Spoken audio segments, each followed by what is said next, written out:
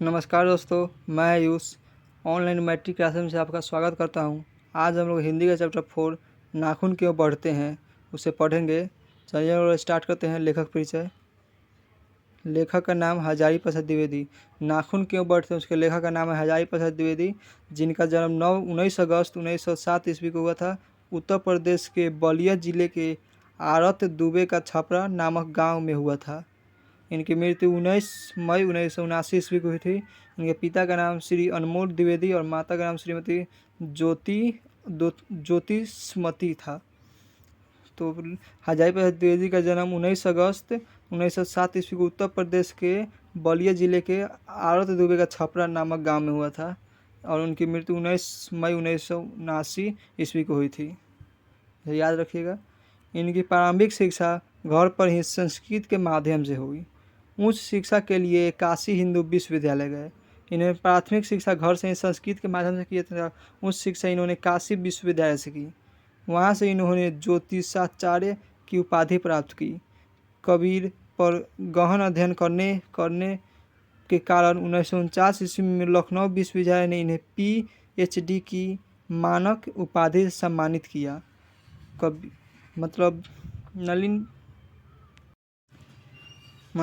हजारी प्रसाद द्विवेदी को 1949 ईस्वी में लखनऊ विश्वविद्यालय के द्वारा PhD की उपाधि से सम्मानित किया गया।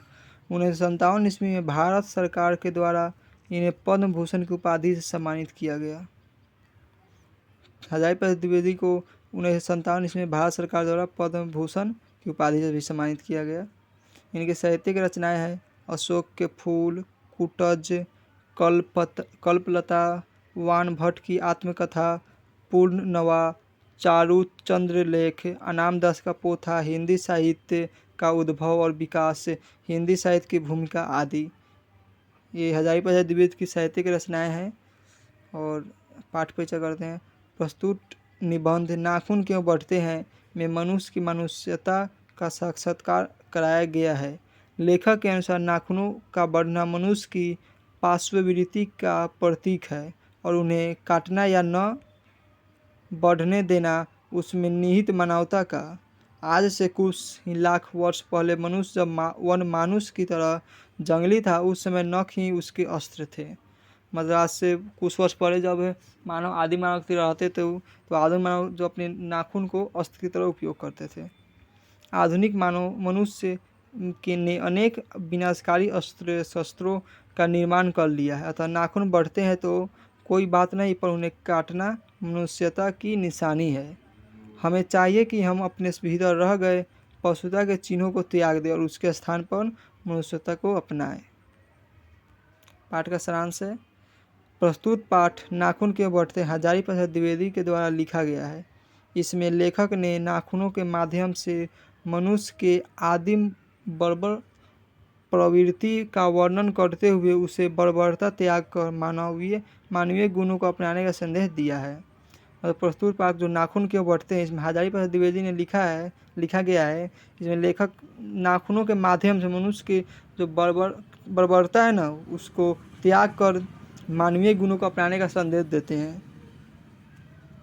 एक दिन लेखक की पुत्री ने प्रश्न पूछा कि नाखून क्यों बढ़ते हैं। बालिका के इस प्रश्न से लेखक हतप्रस्त हो गए। प्रतिक्रिया स्वरूप लेखक ने इस विषय पर मानव सभ्यता के विकास पर अपना विचार प्रकट करते हुए आज से लाखों वर्ष पूर्व जब मनुष्य जंगली अवस्था में था, तब उसे अपनी रक्षा के लिए हथियारों की आवश्यकता थी। मतलब लेखक की पुत्री ने, छोटी लड़की ने पूछा कि नाखून क्यों बढ़ते हैं, तो इस पर वो भी चौंक गए। उन्हें भी हो गया कि आश्चर्यचकित, हमें तो पता नहीं है। फिर उन्होंने अपना इस पर प्रतिक्रिया करते हुए इस पर एक लेख लिख दिया, नाखून क्यों बढ़ते हैं, जिसमें उन्होंने बताया कि जब जंगली अवस्था में थे तब उनकी रक्षा के लिए हथियारों की आवश्यकता थी और उसमें वो नाखून ही उनकी सहायता करती थी। इसके लिए मनुष्य ने अपनी नाखूनों को हथियार स्वरूप प्रयोग करने के लिए बढ़ाना शुरू किया, क्योंकि अपने प्रतिद्वंदियों से जूझने के लिए नाखून ही उसके अस्त्र थे। इसके बाद पत्थर, पेड़ की डाल आदि का व्यवहार होने लगा। इस प्रकार जैसे जैसे मानव सभ्यता का विकास होता गया, मनुष्य अपने हथियारों में भी विकास करने लगा। उसे इस बात पर हैरानी होती है कि आज मनुष्य नाखून न काटने पर अपने बच्चे को डांटता है, किंतु प्रकृति उसे फिर भी नाखून बढ़ाने को विवश करती है। मनुष्य को अब इससे से कई गुना शक्तिशाली अस्त्र मिल चुके हैं, इसी कारण मनुष्य अब नाखून नहीं चाहता है। मतलब पहले मनुष्य के पास अस्त्र नहीं थे तो मनुष्य अपना नाखून बढ़ाकर अपने अस्त्र के रूप में प्रयोग करता था, किसी बचाव के लिए, हमले के लिए। परंतु अब के ज़माने में मनुष्य ने बहुत सारे अस्त्र, शक्तिशाली अस्त्र और शस्त्र बना लिए हैं, और तो अब इससे नाखून की कोई आवश्यकता नहीं पड़ती, इसलिए वो नाखून को काटते रहता है और अपने बच्चों को भी नाखून काटने को कहता है। फिर प्रकृति उसे नाखून बढ़ाने में विवश करती है। लेखक सोचता है कि मनुष्य किस ओर बढ़ रहा है, मनुष्यता की ओर अथवा पशुता की ओर। लेखक हजारीप्रसाद द्विवेदी सोचते हैं कि मनुष्य किधर बढ़ रहा है, मनुष्यता की ओर या पशुता की ओर, अस्त्र बढ़ाने की ओर अथवा अस्त्र घटाने की ओर। आज के युग में नाखून पशुता के अवशेष है तथा अस्त्र पशुता के निशानी।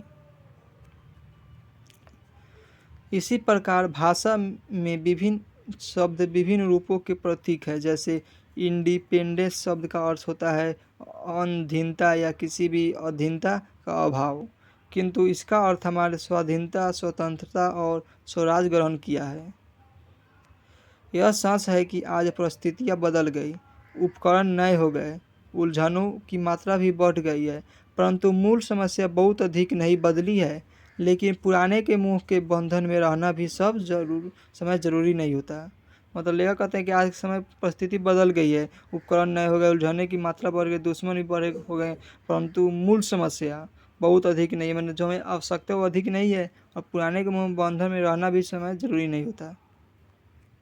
इसलिए हमें भी नएपन को अपनाना चाहिए, इसलिए हमें भी आधुनिक युग में आना चाहिए, नएपन को अपनाना चाहिए। लेकिन इसके साथ हमें यह भी ध्यान रखना चाहिए कि नए की खोज में हम अपना सर्वस्व ना खो दें, क्योंकि कालिदास ने कहा है कि सब पुराने अच्छे नहीं होते और सब नए खराब नहीं होते।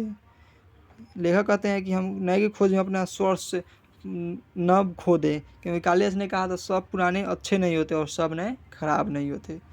ये भी एक अच्छी बात है। अतएव दोनों को जांच कर जो हित कर हो उसी ही स्वीकार करना चाहिए। मनुष्य किस बात में पशु से भिन्न है और किस बात में एक। आहार, निद्रा आदि में दृष्टि से मनुष्य तथा पशु में समानता है, फिर भी मनुष्य पशु से भिन्न है। मनुष्य में संयम, श्रद्धा, त्याग, तपस्या तथा दूसरे के सुख दुख के प्रति संवेदना का भाव है, जो पशुओं में नहीं है। पशु और मनुष्य में क्या अंतर है, क्या भिन्न है, क्या एक समान है? तो मनुष्य और पशु दोनों ही आहार, निद्रा आदि सब दृष्टि से समानता है, फिर भी मनुष्य पशु से भिन्न है, क्योंकि मनुष्य में संयम है, श्रद्धा है, त्याग है, तपस्या है, दूसरे के सुख दुख के प्रति संवेदना का भाव है, तो पशुओं में नहीं है। मनुष्य लड़ाई झगड़ों का अपना आदर्श नहीं मानता है, वह क्रोधी एवं अविवेकी को बुरा समझता है।